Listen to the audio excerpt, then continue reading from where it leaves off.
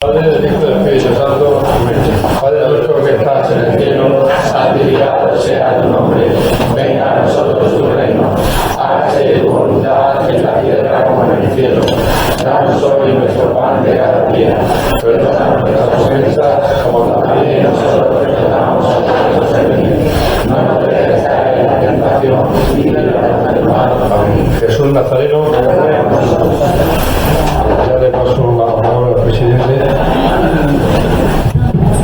Buenas noches a todos. A nuestra madrina María Ángeles, el hermano de Honor de San Pedro y los hermanos Marrajos que estáis aquí, presidentes y presidentas. Buenas noches a todos. Esta noche voy a hablar poco porque no es cosa mía, me toca. También quiero agradecer, este año se me olvidaba, la visita del Santo Grial de San Pedro Espinatar, el cual también tiene un escrito en nuestra revista. Y ya nuestro presentador pues, se encargará de ponernos al día de lo que ha visto ya. Buenas noches.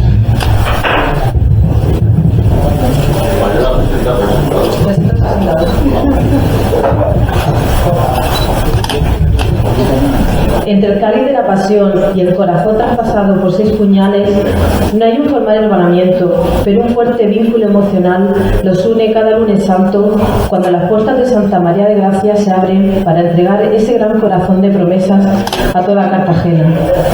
José Luis Saez no necesita presentación, pero por si alguien aún no lo conoce, diré que es comisario general de la Cofradía Marraja desde enero de 2010, año en el que fue nombrado secretario general al comienzo del mandato de Domingo Andrés Bastida como hermano mayor, responsabilidad que continúa desempeñando en la actualidad junto a Francisco Pagán Martín Portugués.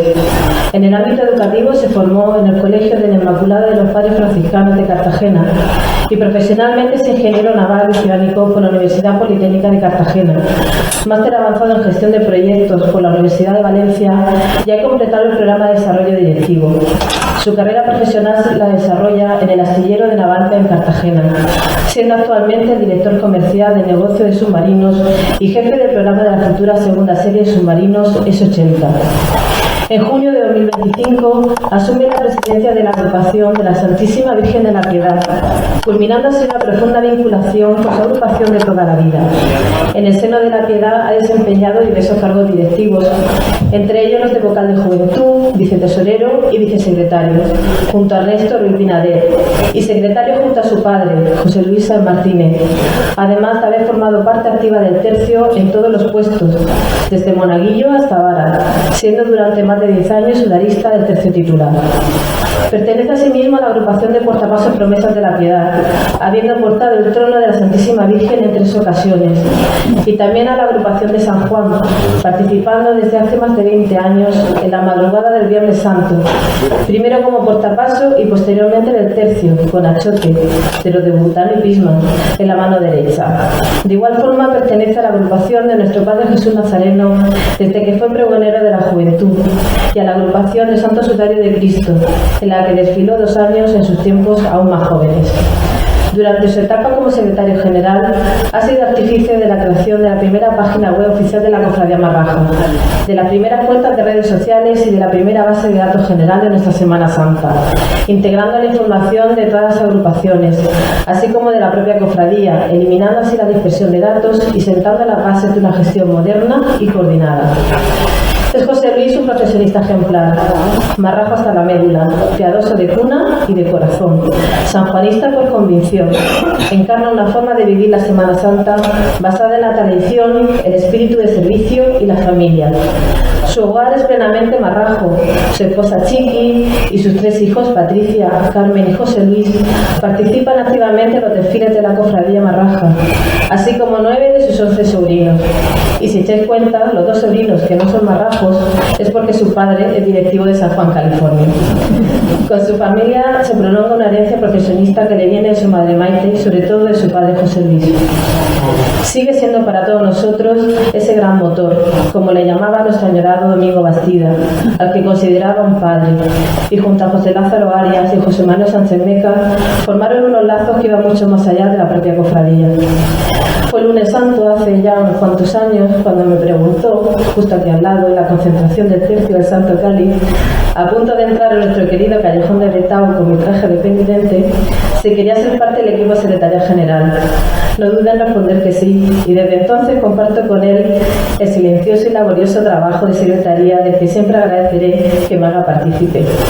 En estos años puedo dar fe de cómo está pendiente de todo y de todos, de su entrega a la cofradía, de su espíritu perfeccionista y gran marrajismo. Con todos ustedes, José Luis Hernández, presentador de la revista El Cáliz de 2026.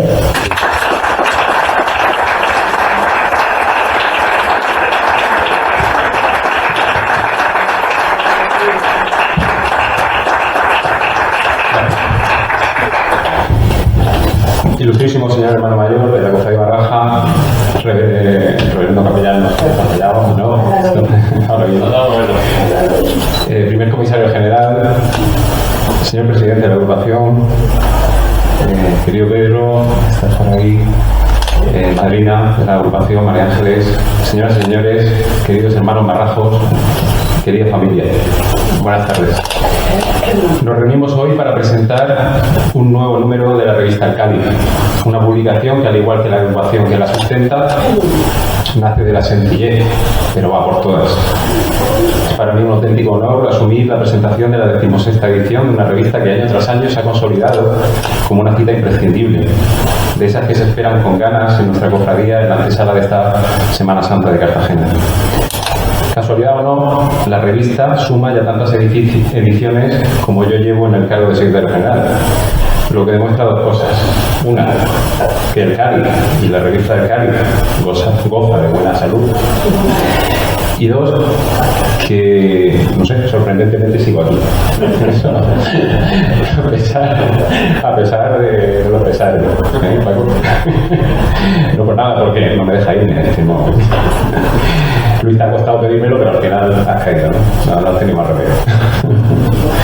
Antes de continuar, quiero agradecer sinceramente a Mariola sus generosas palabras y la cariñosa presentación que me ha dedicado. Esto que lo llevo escrito, porque ya sabía que lo iba a hacer,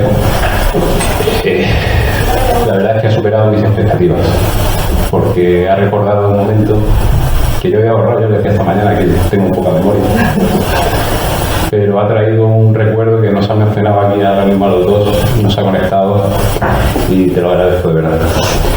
Estoy convencido de que no podría haberse elegido a una persona mejor para presentar a este marrajo insobornable que soy yo. Mariola es una pieza clave en mi día a día y, por no decirlo, también en mi salud mental. Mi doble responsabilidad en esta cofradía, a la que queremos tanto, solo es posible gracias a personas como ella, como Julio, como Rafa, que no sé si estarán por allí, que con un trabajo constante, discreto y eficaz consiguen que la Secretaría de los Marrajos funcione cada día y que yo no termine completamente desbordado y enloquecido. Gracias de corazón por tu entrega y por estar siempre ahí, por estar, como reza el lema del arma submarina española, a tu trunque paratus, preparada para todo. De hecho, también me acaba de regalar, justo antes de entrar, para que deje detallista, estos 3 capirotillos de los 3 tercios de la piedad. Todo un detalle, pero muchísimo, Mariola. Ahora estoy más nervioso de lo... Yo estoy... Escucha mi currículum, estoy más que acostumbrado a hacer presentaciones como esta todos los días en mi trabajo internacionalmente y ante todo tipo de auditores, pero la verdad es que cuando te hablan así del corazón, pues llega y la verdad me he puesto muy, muy nervioso. Quiero expresar también mi agradecimiento al presidente de la agrupación, querido Luis, así como al resto de la Junta Directiva, por la confianza depositada en mí para contar este reto. Como en otras ocasiones, Luis no me dio demasiada opción a pronunciar la palabra, ¿no? O sea, directamente me lo dijo que iba a ser yo y punto, no tuve turno de réplica. Y también tengo que decirlo, yo rara vez utilizo esa palabra de decir que no, porque cuando alguien viene a ayudar, alguien viene a pedirme algo, alguien viene a pedirme ayuda, pues suelo decir que sí. Y especialmente cuando ese alguien es una persona con la que has pasado tan buenos momentos como Luis y yo, y no solo en estas 4 paredes de nuestra cofradía. Y siendo sinceros, también me hacía especial ilusión unir mi nombre al de tantos ilustres marrajos que me han precedido en esta responsabilidad. Asumo esta presentación plenamente consciente del nivel de este elenco de ponentes que han protagonizado la historia reciente de la cofradía marraja. personas por las que siento una profunda admiración y que han sido y siguen siendo un referente en mi forma de entender, vivir y trabajar por nuestra cofradía. Me refiero a marrajos que constituyen auténticos pilares de esta centenaria hermandad. Hermanos mayores como Pedro Fernández y José Miguel Méndez, primeros comisarios de la talla de José Fulgencio Agosto, José Manuel Sánchez Meca, José Lázaro Arias, Gregorio Saura Vilar, así como otros hermanos comisarios generales de esta cofradía como Pedro María Fernández o Agustín Alcaraz el año pasado, que han sabido poner palabras a nuestra memoria colectiva de una manera sobresaliente. Ellos, junto a mi padre y otros marrajos como Ángel Gómez, que solía llamarme su pupilo, y como decía Mariola, mi querido Domingo Bastida, que para mí fue como un padre, que con su cercanía y afecto, como bien comentaba Mariola, me llamaba Gran Motor. Todavía hoy cuando corro una carrera de estas populares, en el dorsal me pongo Gran Motor. Recuerdo a él. Todos ellos han contribuido de una forma u otra a forjar el marrajo que soy hoy. Pedro Fernández Flores, en la presentación de la revista El Cáliz en 2011, fue más allá de una simple presentación, ofreciendo una reflexión sobre la identidad de la agrupación del Santo Cáliz y su lugar dentro de la cofradía marraja. Con su marrajismo habitual, recordó que por encima de cualquier agrupación, todos debemos sentirnos hermanos de una misma cofradía, raíz común de todas ellas. En su intervención repasó también aspectos históricos, destacando la importancia de la luz como rasgo característico de las procesiones marrajas. Explicó cómo, entre finales del siglo XIX y comienzos del XX, se introdujo progresivamente la electricidad en los tronos, proceso culminado en 1920 gracias al sistema de José López Pinto, que permitió iluminar toda la procesión. En ese contexto surgió el antecedente de esta agrupación, el carro bocina, un pequeño trono con un cáliz iluminado diseñado por Francisco Porcela para abrir el desfile. Con el tiempo evolucionó hasta convertirse en el actual trono del Santo Cáliz y finalmente en la agrupación fundada en 1972 por un grupo de jóvenes marrajos. En 2012, José Miguel Méndez abordó dos cuestiones clave: ¿por qué procesiona el cáliz y si fue el antiguo escudo de la cofradía? Tras analizar distintas fuentes históricas como el escudo de 1917, antiguos estandartes y documentos, concluyó que no existen pruebas de que el cáliz fuera ese escudo primitivo. También destacó el valor religioso del cáliz de Valencia, como reliquia vinculada a la Última Cena y su tradición histórica hasta su custodia en la Catedral del Turia. Todo ello nos servirá hoy como punto de partida para seguir profundizando en el Santo Grial y en el siempre fascinante debate sobre su posible localización en España. Por su parte, en 2014, José Lázaro Arias reflexionó sobre el significado simbólico del cáliz. A partir de su presencia en la capilla marraja, interpretó que actúa como nexo entre lo humano y lo divino, representando a Cristo sacramentado. Consideró en línea con José Miguel que no nació como escudo, sino como símbolo teológico, proponiendo además que la procesión representa la unidad, el sacrificio y el compromiso de los marrajos. Finalmente, Pedro María Fernández optó por una reflexión más personal, basada en su experiencia como procesionista. Vino aquí a marrajear. Desde sus recuerdos de infancia explicó cómo el Santo Cáliz se convierte en un símbolo que resume el sentido de las procesiones marrajas, uniendo tradición, vivencia personal y el mensaje central de la Pasión de Cristo. 4 ejemplos que ilustran en qué se ha convertido la presentación del cáliz: auténticas conferencias y un despliegue admirable de marrajismo que hacen que hoy, más que vértigo, sienta casi el abismo ante mí. Hoy volveremos a abordar una de las cuestiones más fascinantes de la historiografía medieval y de la tradición cristiana: la identificación del Santo Grial. Si José Miguel centró su atención en el Cáliz de Valencia, el destino quiso que justo antes de que el presidente del Santo Cáliz de Cartagena me propusiera como presentador, yo visitara junto a mi esposa, Chiqui, la histórica ciudad de León. Aquella visita nos hizo descubrir una de las teorías más recientes y controvertidas sobre este tema. En concreto, hoy traemos la propuesta de los historiadores Margarita Torres y José Miguel Ortega del Río sobre el llamado Cáliz de Doña Urraca de León, que compararemos con el conocido cáliz conservado en Valencia. La teoría de estos autores, expuesta en su obra Los Reyes del Grial, sostiene que el cáliz, custodiado en la Basílica de San Isidoro de León, podría ser la auténtica copa utilizada por Jesucristo en la última cena. Según su investigación, la pieza central del cáliz, una copa de ágata, sería de cronología romana, fechable entre los siglos I y II de nuestra era, lo que situaría en un contexto compatible con la época de Jesús. Uno de los aspectos más llamativos de su propuesta es la reconstrucción del recorrido histórico de la reliquia. Los autores defienden que el cáliz habría salido de Jerusalén, pasando por Egipto y posteriormente por Al-Ándalus, hasta llegar al Reino de León en el siglo XI. Esta hipótesis se apoya en documentos medievales de origen islámico que describen el traslado de una copa considerada sagrada. Estos documentos fueron localizados en la Biblioteca Nacional del Cairo, los cuales procedían de la Universidad de Al-Azhar. Según los documentos estudiados por Margarita Torres y José Miguel Ortega del Río, el califa fatimí al-Hakim bin Amriyad, tras ordenar la destrucción de la iglesia del Santo Sepulcro de Jerusalén en el año 1009, habría encontrado entre sus restos un cáliz pulido y duro. Años después, ya en el siglo XI, esa copa había sido enviada desde Egipto al sultán de Denia, Ali Iqbal al-Dalawa, como muestra de agradecimiento por la ayuda prestada durante una gran hambruna. El imán al-Mustasim preparó para ello un navío cargado de diversos tesoros, entre los cuales viajaba también dicha copa.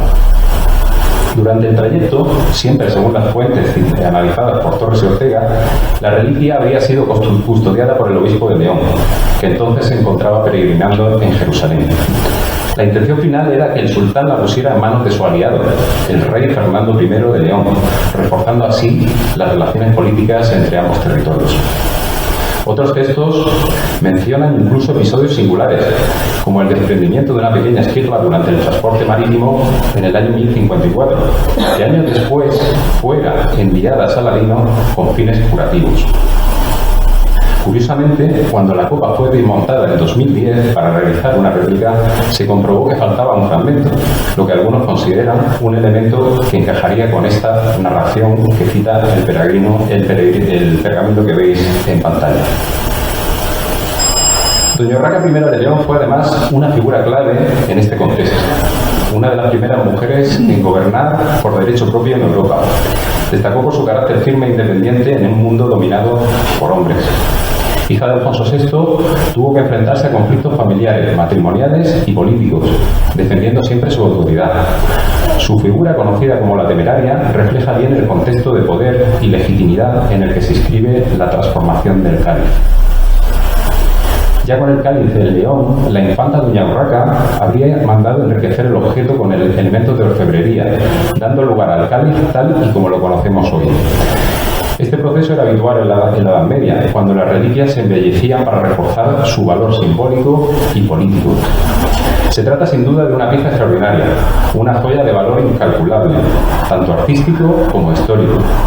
Las copas de ágata están recubiertas de oro, decoradas con filigranas, piedras preciosas como zafiros, perlas y esmeraldas, y una inscripción que reza: In nomine Domini Urraca Fernandi, en nombre del Señor Urraca y Fernando. Sin embargo, la teoría de Margarita Torres y José Miguel Ortega ha sido objeto de importantes críticas. Muchos especialistas cuestionan la interpretación de las fuentes árabes.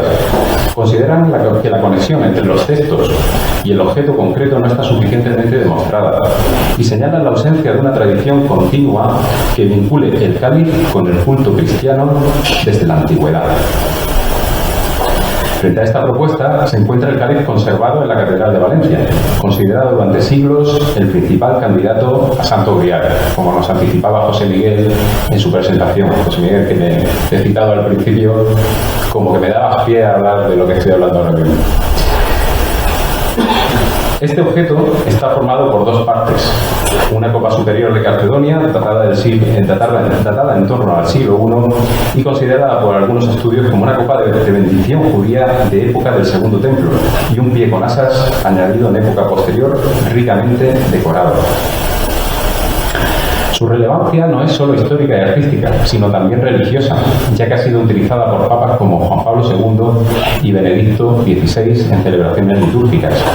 Además, ha recibido reconocimiento institucional con la instalación por parte del Papa Francisco de un año jubilar eucarístico dedicado a esta religión. La principal diferencia entre ambos no reside tanto en su forma o datación, sino en la naturaleza de las evidencias que lo respaldan. El Cáliz de Valencia cuenta con una tradición histórica cristiana más continua, que lo vincula con Roma y con los primeros siglos del cristianismo. Según esta tradición, habría sido utilizado por San Pedro y conservada por la Iglesia antes de llegar a la península ibérica. En cambio, el Cáliz de León se apoya en una reconstrucción historiográfica moderna, basada en la reinterpretación de fuentes documentales, principalmente de origen islámico, pero sin una continuidad clara en el ámbito litúrgico cristiano. En conclusión, en términos de consenso académico, el Cáliz de Valencia goza de una mayor aceptación relativa. Nos encontramos ante dos formas distintas de aproximarnos al pasado. Por un lado, la tradición transmitida a lo largo de los siglos, por otro, la reinterpretación crítica de las fuentes. El debate entre el Cáliz de León y el Cáliz de Valencia no solo nos habla de reliquias, sino también de los métodos, los límites y las posibilidades de la investigación histórica. En cualquier caso, permitidme que os haga una invitación. Si viajáis a León, cruzad las puertas de la Basílica de San Isidoro, templo que honra el nombre de uno de los 4 santos cartageneros, y allí, bajo rigurosas medidas de seguridad, os espera una reliquia que trasciende la historia para rozar la leyenda, el Santo Cáliz de Doña Urraca. Vemos, por tanto, que hablar del Santo Cáliz es remontarnos al origen mismo del cristianismo, a la última cena, a ese momento fundacional en el que un objeto cotidiano, una simple copa, se transforma para siempre en el recipiente de la nueva alianza. Este cáliz es la nueva alianza en mi sangre, que va a ser derramada por vosotros. Lucas 22:20. En la imagen vemos el Cáliz de Valencia, ahí lo podéis ver en la pintura, representado por el pintor Juan de Juanes, en esta obra de la Santa Cena que se conserva en el Museo del Prado y que fue realizada en 1560. En dicha pintura se representa la copa con el pie con asas, con lo cual se demuestra que por aquel entonces ya tenía esas partes. Desde entonces, el cáliz deja de ser un objeto material para convertirse en un símbolo profundamente espiritual. Representa la sangre derramada por la redención, la entrega de Cristo y al mismo tiempo la unidad de la comunidad de los fieles. Pero su significado no termina ahí. El cáliz aparece también en el Huerto de los Olivos, en uno de los momentos más humanos y más intensos de Jesús Nazareno. Padre mío, si es posible, aparta de mí este cáliz, pero no se haga en mi voluntad, sino la tuya. Mateo 26:39. Aquí el cáliz ya no es solo alianza, es sacrificio aceptado, es entrega, es confianza absoluta, y en definitiva es el signo de la redención. Si avanzamos en este camino, llegamos al Calvario, porque existe una unión inseparable entre la última cena y la cruz, entre la promesa y su cumplimiento. El Santo Cáliz es precisamente ese puente, el recipiente de la sangre de la nueva alianza, que se derrama definitivamente en la cruz. Así el cáliz deja de ser un símbolo para convertirse en memoria viva, en presencia permanente del sacrificio. Y es aquí donde me gustaría compartir una breve reflexión personal. El cáliz en sí mismo es un objeto sencillo, pequeño, discreto. Si lo despojamos de todas las joyas superpuestas posteriormente, en el caso de Valencia, en el caso de León, no destaca por su tamaño ni por su apariencia. Su grandeza no está, y precisamente por eso se convierte en símbolo del cristianismo y de los cristianos. Un cristiano que se reconoce humilde, vacío de orgullo, para poder ser llenado por la gracia. Porque como nos recuerdan los evangelios, el que se humilla será enaltecido. Esta paradoja, la humildad que conduce a la grandeza, es una de las claves más profundas del simbolismo del cáliz. Y esta misma paradoja es la que define la agrupación del Santo Cáliz. Sois una agrupación humilde, pero portadora de una grandeza inmensa. Sois espíritu de servicio, pero vuestra dignidad no nace del protagonismo, sino de la entrega. Sois carta de presentación, pues abrís las procesiones marrajas portando el símbolo del Cádiz y la palabra. Sois custodios de la tradición, desde el lunes santo hasta el Corpus Christi. Sois identidad marraja, procesionáis una cruz reliquia del siglo XVI, uniendo pasado y presente. Al igual que el cáliz es admirado por lo que contiene, la sangre de Cristo, vosotros sois valorados por lo que lleváis dentro, la fe, la constancia y el compromiso. Sois portadores de lo eterno y lo hacéis desde la humildad de quien va delante, sin buscar protagonismo, pero marcando el camino. Y permitidme terminar esta parte recordando las palabras de José Lázaro en su presentación de la revista, que resumen todo esto de una manera magistral. Y me gustaría hoy volverlas a repetir, que suenen aquí de nuevo.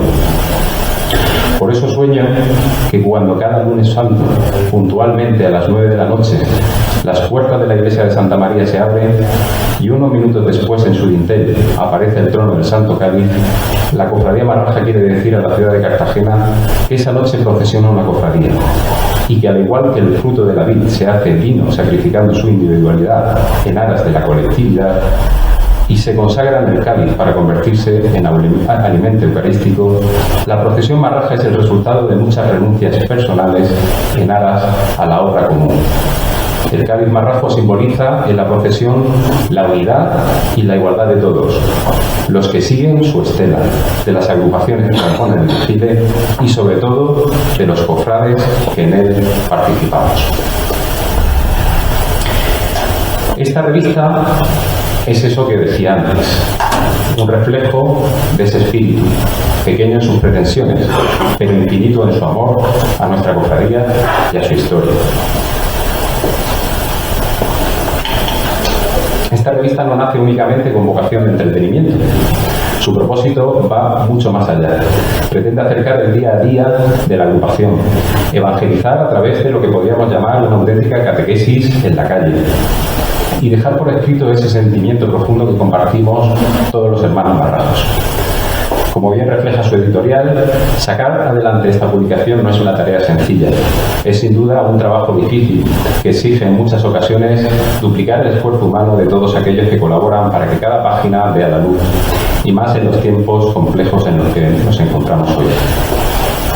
Sin embargo, la agrupación sigue demostrando que la ilusión y el compromiso permanecen intactos, porque todo merece la pena cuando el lector disfruta y se emociona con su contenido. Este esfuerzo, además, no se limita únicamente al ámbito profesional. Va más allá, reflejando también la fraternidad y la caridad que caracterizan a la agrupación del Santo Cáliz, con ese sentimiento humano que debe primar a todos los cofrades, recordando el habitual vamos de José Jiménez Noguera, que en este año nos ha dejado para ser capataz del Cáliz en la Jerusalén del cielo.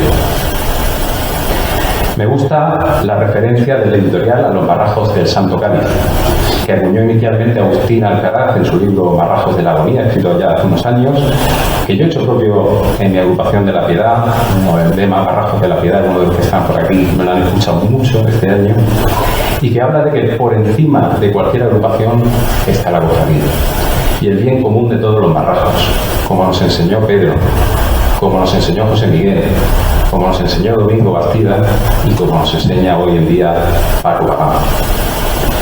Si algo distingue al Cáliz es su extraordinaria calidad, fruto de la coordinación del presidente Felipe Lázaro, inagotable profesionista.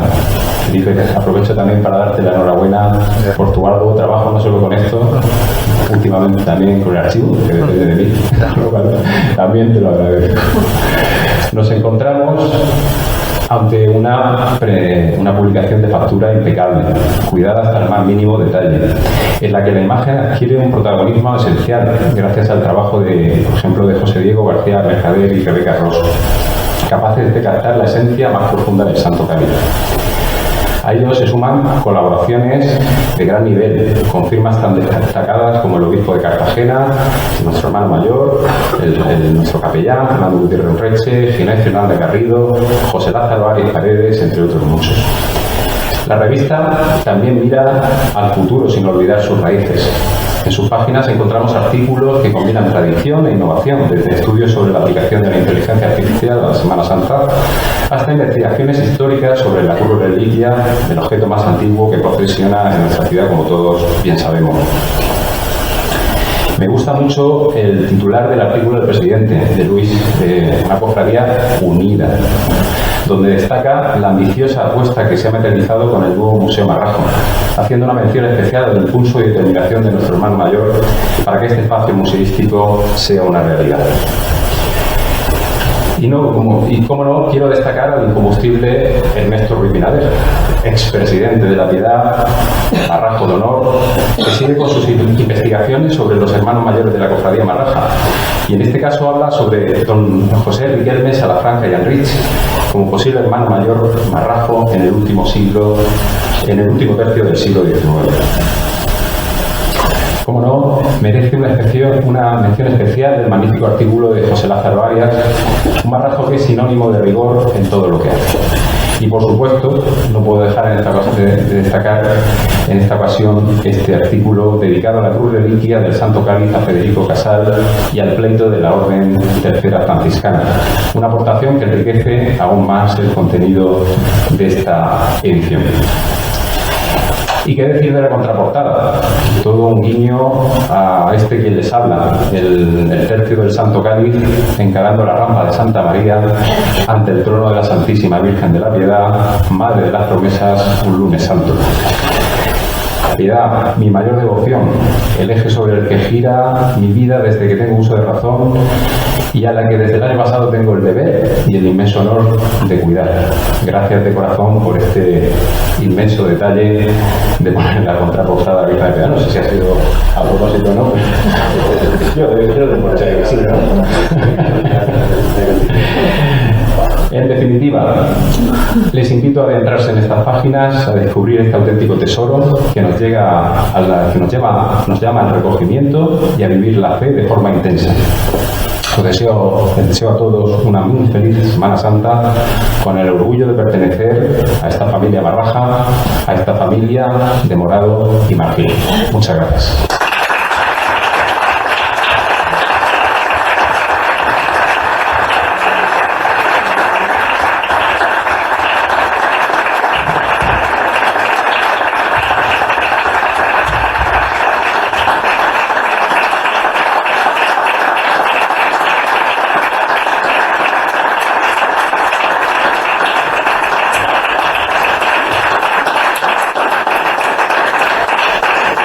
Muchas gracias. José Luis, la verdad que creo que pocas palabras me quedan que decir después de escucharte a ti. Primero porque pasas a la historia de la agrupación Santo Cáliz como presentador, uno más de los muchos presentadores de calidad, de conocimiento y de cariño que ha tenido con esta agrupación como es el Santo Cáliz, y que tú has demostrado con tus palabras y con tu gran trabajo hecho. Por tanto, a mí no se me queda agradecértelo de corazón, tanto yo como mi agrupación y mi directiva. Ya sabíamos que dirías que sí, porque no había otra opción. Y hemos aceptado. Desde luego que mejor, igual mejor que todos los demás. No quiero ahora poner a nadie delante de nadie, pero sí que es verdad que nos ha dejado un poco con el corazón abierto por la gran explicación que das del Cáliz, y que al final terminas diciendo lo que es la agrupación, lo que somos los marajos. Evidentemente, el portal de Santa María, como tú bien dices, el primero que se va a usar del Santo Cáliz, que salimos los marajos. Muchas gracias y enhorabuena por todo el programa.